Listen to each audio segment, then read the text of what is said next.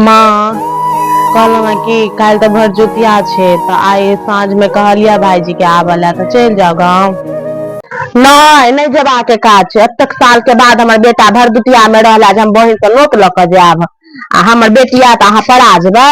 अहाँ के भाई कोन विदेश में रहैया, गाँव में तो रहैया, गाँव में तो पेट कांद नहीं। अगला साल चल जा भरदुतिया में नोत लो आके, ऐसा ले जाओ। ठीक छे माँ जे माँ बउआ के फोन केने छलियन है तो बउआ कहलखिन जे हमर साउस नहीं आबे दैया तो आप की करबे माँ। जा एमे करबै की, हमरा बेटी के नहीं आबे देते ओकर एतेक हिम्मत, हम गांव में जाकर की ने की कर देबैन। हमरा चिन्हले था नहीं ओ बेटी बियाह के दऽ देने छले के मतलब कि जेना मन तेना हमरा बेटी के रखता, केना ने आबे दै छथि।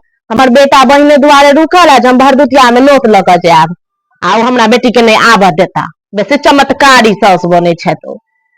भाई बहिन के पाबनि भरदुतिया, भरदुतिया में नहीं आबे देते। माँ ई चीज अहूँ बुझे छे जे ई पाबनि भाई बहिन के होय छै।